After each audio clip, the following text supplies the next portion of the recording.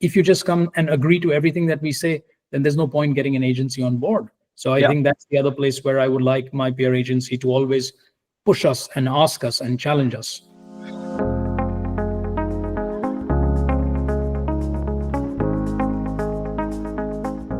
Thank you for joining us today. Our guest is Kunal Mehta, and he is here to discuss how changes in B2B communications are fundamentally changing how businesses connect with their customers. Kunal is the Global Head of Marketing, Communication and Brand at DSM-Firmenich, a leading company in nutrition, health and beauty. With over 2 decades of experience navigating the marketing world, from iconic B2C brands like KitKat and Britannia to the B2B landscape, which is a potentially more complex arena, Kunal has the unique experience of what truly works. He's a self-described collector of experiences, I should say, and is well known for his passion of storytelling and his strategic data-driven approach. And today he leads marketing for the animal health and nutrition division at DSM-Firmenich, which is a business with a €12 million turnover, operating in over 100 countries. Before we start, our new PR Masterclass, the Agency Growth Forum, is now live. Virtual and face-to-face tickets are now available. This event always sells out, so if you do want a face-to-face ticket, be quick. Genuinely don't hang about. Check out prmasterclasses.com or the homepage of PR Moment for the full speaker lineup. Also, it's going down a storm at the moment, actually. Do check out PR Moment's new TikTok channel. It'll keep you up to date with the best creative campaigns in PR. It also has interviews with interesting folks like Kunal, and also our weekly good and bad PR content with the good fellow that is Andy Barr. Finally, thanks so much to our PR Moment podcast sponsors, the PRCA. Kunal, welcome to the show. Hey, thank you very much, Ben. It's a pleasure to be here. Well, it's good to talk to you. I've had this sort of hypothesis in my head for a little while, and we haven't talked about it enough on the show, around the rapidly evolving excitement within B2B communications, because it's an interesting area, I think, at the moment. And I do also have this view, we were talking about on pre-show chat, weren't we, that sort of B2B marketeers and B2B communicators as well, frankly, we're in danger, shall we say, of going down a lead gen rabbit hole for, I don't know, something like the last 10 years, but maybe not quite that long. But they seem to be emerging from it now, albeit in some cases more slowly than others. Why did lead gen become such a dominating priority, would you say, for B2B marketeers? And did they forget about the importance of brand for a little while? Wow, such a provocative question to start our conversation, Ben, but I like it. Well, my belief is that in the last few years, performance marketing started taking center stage, started gaining traction. And the reason for that simply was that a huge proliferation of these digital channels and touch points that started to show measurements and analytics. And when marketers were challenged internally by their finance team in terms of showing ROI for their marketing efforts, this idea of showing a lead gen, a marketing qualified lead, sales qualified lead, the pipeline was a good way to keep the finance folks happy. Brand marketing or building a brand takes time and effort. You know, it has longevity to it. You cannot tangibly and directly always show sales linked to the effort.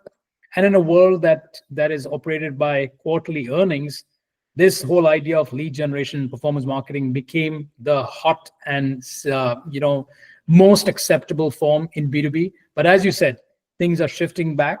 People are realizing the importance of brand. And I'm happy to talk a bit more on that and what we're doing. But that shift is happening. And was it, as people didn't invest in brand to the expense potentially of more short-term lead gen, did what we all thought would happen, in that you get depreciating returns? Is that why we're coming out into this area, or that didn't quite work, and people are starting to invest more in brand, do you think? Well, the thing is that with lead gen, there's nothing wrong in it, but it's only a very here and now moment. How do you ensure that your brand sustains cycles? And we talk about companies who've been there for centuries, companies who've been there for hundreds of years. It was not about doing performance marketing or doing lead gen. There was this whole idea of building a strong relationship with the consumer or customer, depending on which industry you belong to. And that was what led to these companies to sustain for so long. I think marketers have come back to realizing those fundamentals, and that's the reason the shift is happening. Right. Prior to your current role, you spent 8 years at Nestle in consumer markets, which gives you an interesting perspective on these things, I guess. What are the differences that you see, having done both sides of the coin, I suppose, on that B2B to B2B organizations, and how they prioritize marketing and brand? Yeah, I think from my own experience, I noticed three differences. First of all, B2C companies and brands, they spend a lot of time and effort in storytelling and building emotional appeal with their consumers. On the B2B side, it's a bit more functional and technical. And again, that's not right. And I'm seeing a shift, and we're doing a lot of work to make that shift, at least in our sphere and scope of control. The second thing is that B2C companies have been built, and there are iconic brands that have been built because of being consistent in terms of their brand properties, in terms of their tone of voice, in terms of their messaging, positioning. I don't really see that kind of adherence to consistency when it comes to B2B marketing. And I think that's a missing lever that B2B marketers should realize. Right. But on the other hand, if we talk about something which makes it more challenging and difficult for B2B marketers in comparison to B2C, the fact of the matter is that when we do marketing to a customer, within that customer definition, we could be doing marketing to the leadership of a company, procurement team of a company, sustainability of a company. And therefore, there's always this challenge to build collective confidence of your brand amongst that entire deciding community, as a, to keep it simply. On the B2C side, it's relatively simpler. The interaction is only between the brand and the final consumer, that single consumer who's probably going to make that purchase at that moment. So it's relatively easier. So that's the other difference that I see. Right. So what's changed then? Why has B2B reawakened, so to speak? It seems to have got exciting again. Yes, it has. Well, I think, first of all, companies in the B2B space have realized that this performance marketing is nice and good. But if you want to sustain ourselves for the long term, we need to invest in brand building. We need to invest in the fundamentals of marketing. And having realized that, they are bringing talent from the outside, people who've been on the other side, people who've been on the B2C side. And as a result, marketing is becoming strategic in these companies. Marketing is taking center stage in these companies. So that's the first thing that's happening. I think on the other hand, there is also a realization and recognition that's happening on the advertising fraternity. So now when I see the award categories, be it the Effie or the Cannes Lions, there are dedicated awards for the B2B work that's coming out from B2B companies. That just goes to show that the creativity and the work that companies in the B2B space are doing is worth applauding, is worth celebrating. Not only the entries, but even a lot of people now sitting in the jury come from B2B side. I myself in some of those award juries, and that just goes to show that people are recognizing the work that B2B companies are doing and the perspective that B2B marketers bring. And I think that's a very good shift for us as an industry. Right. Well, play your cards right, Kunal. You might even get an invite to be on the PR Moment Awards jury. You never know. But I'd love to. I mean, when I just hear you talk there, it is interesting, isn't it? Because all of a sudden, I'm not sure. When I ask these sort of questions, I sort of think that I've got a slight handbrake when I ask it, because I'm thinking maybe it's forever been thus. But there's a lot of channels now, aren't there, within B2B that you can use. Yes. So that makes it interesting. And also you've got numerous influencers making these decisions, haven't you? You might have a decision maker, but you've got loads of influencers over that decision maker internally within these organizations. Yes. Which, when you think about it from a communications or a marketing campaign, it's not easy, but B, it's quite interesting.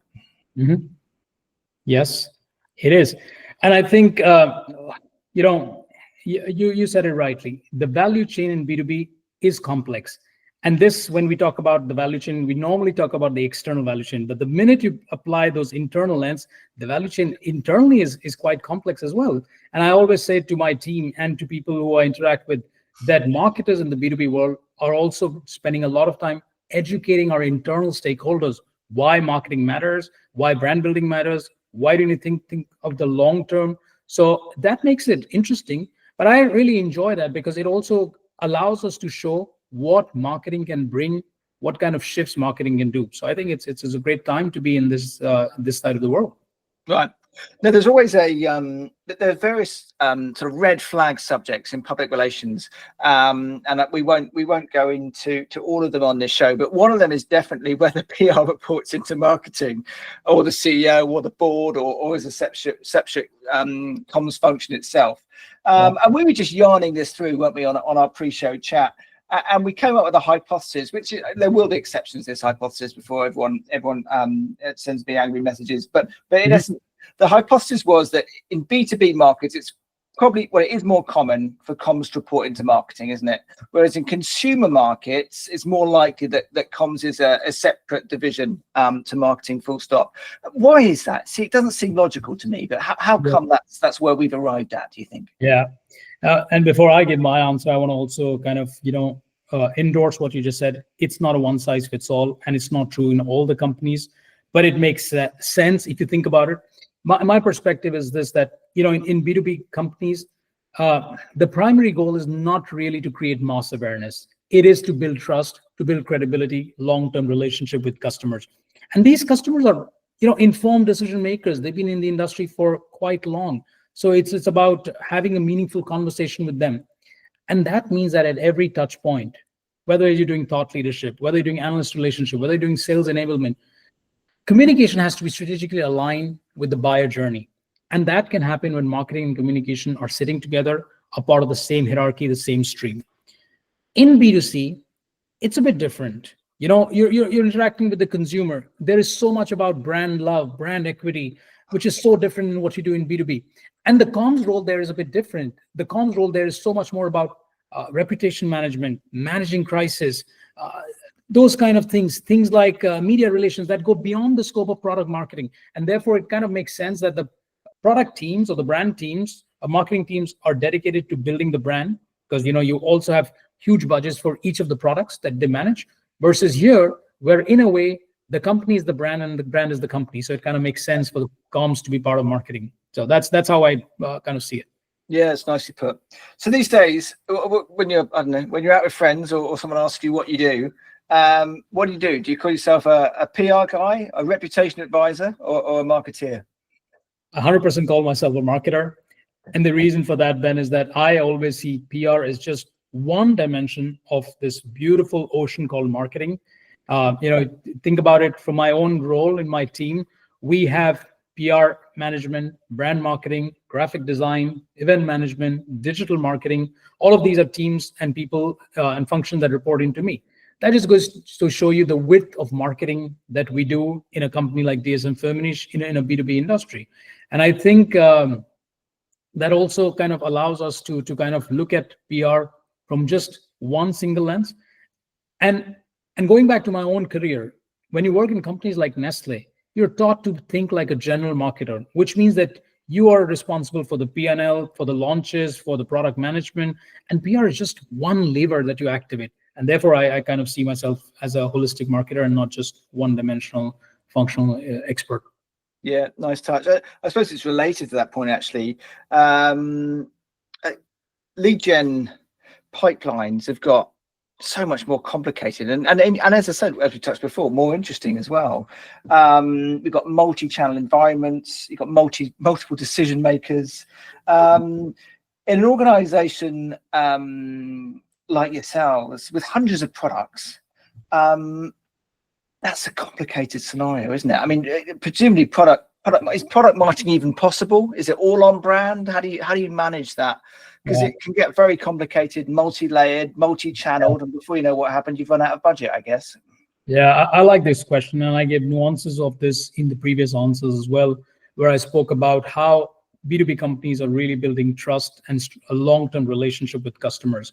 And I think it's also important in B2B companies that the company is the brand and the brand is the company, because the trust and the equity that you build for the company, that has the halo effect on the products. Let's also be practical. And in terms of budgets, B2B companies do not have the same kind of budgets that B2C companies have. And therefore, you cannot spend money on each and every product within your portfolio. And therefore, at least the principle that we apply is that you have to keep on building the brand positioning for the company, what it stands for. You have to continue building the brand and then identify a few hero products and start talking about those hero products in terms of the communication and advertising.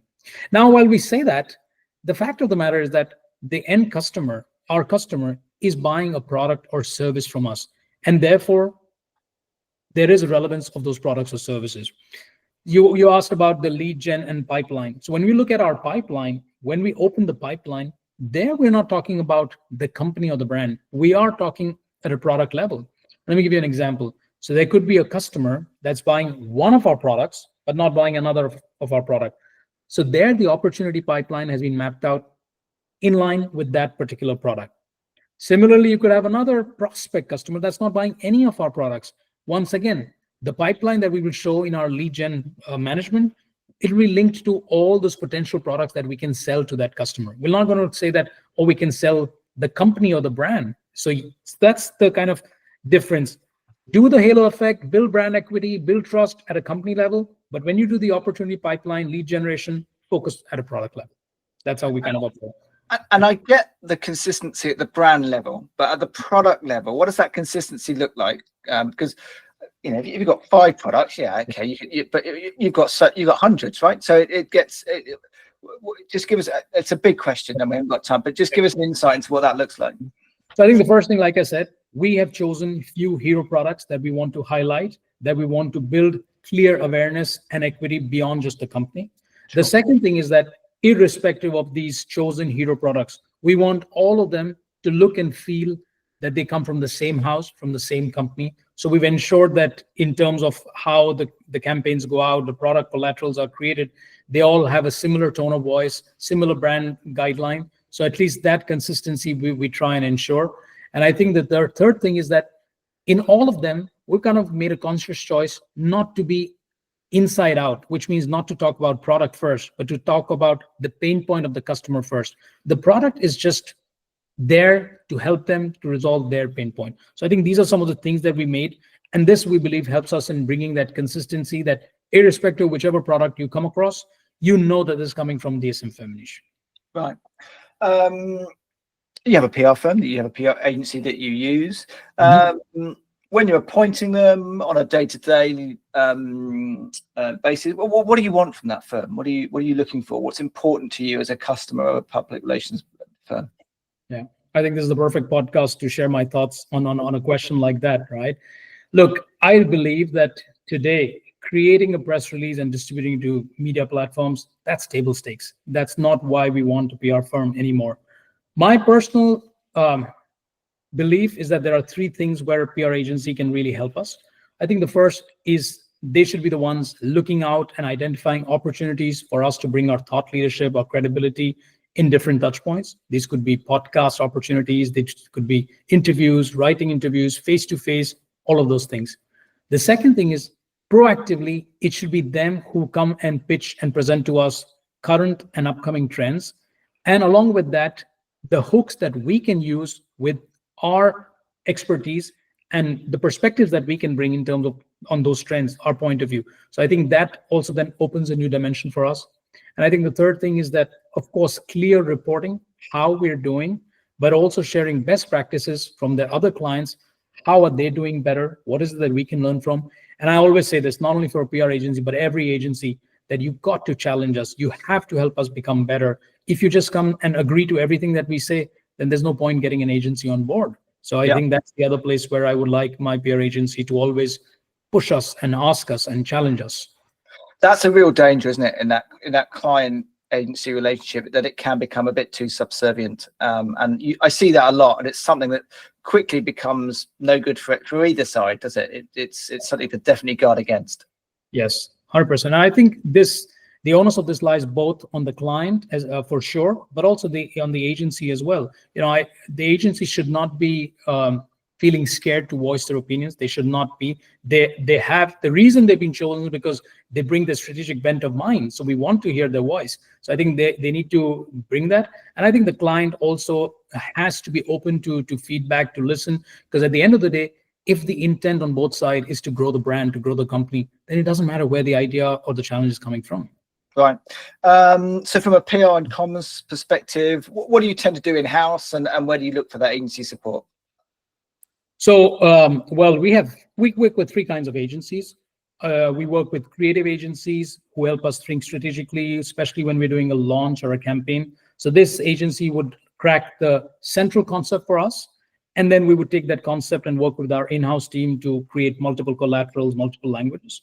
Then we have our digital agency. This digital agency helps us in our digital campaign activation, regular measurement, working closely with platforms like LinkedIn. So that's where they come in. But then we have the in-house digital marketing team that's strategizing, that's putting the editorial calendar together, working with internal stakeholders, deciding on the launch plans.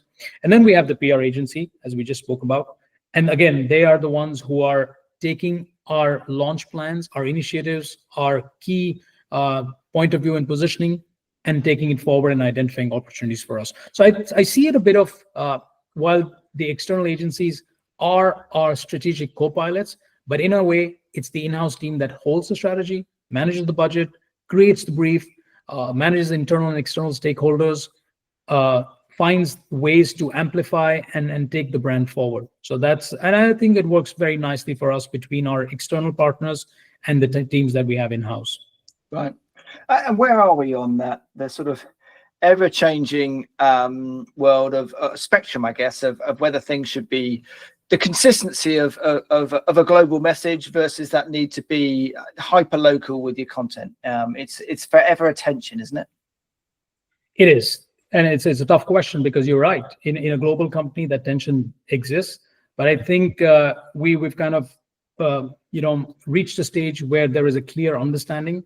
We believe that the global team should be owning what it comes to when the central brand narrative, the positioning of the company, global product launches, but then the regions and the local markets should be, one, amplifying that on their local touch points, but second, when it comes to local campaigns and local launches, then they should be the one running the show and not us. So I think it's a symbiotic relationship, and we find the right ways to kind of manage it. We will also like to believe that the global team is a bit of the center of expertise in terms of strategic frameworks, brand guidelines, campaign best practices. But then we are constantly upskilling our regions to ensure that they are getting up to speed so that they can help us amplify that even further at a local level. So there is no always clear answer to this, but I think we've come a long way over the years, I would say. Yeah, I agree. I suppose the next take on that question, the follow-up question, is the implications of that answer on your teams, and how you build those teams and the structure of those teams and the skill set within that in-house team to enable you to do all that, because that's all a lot easier at a small scale, isn't it? But when you're having to try and build it out to give it scale, which is clearly what you have to do, it becomes more complicated.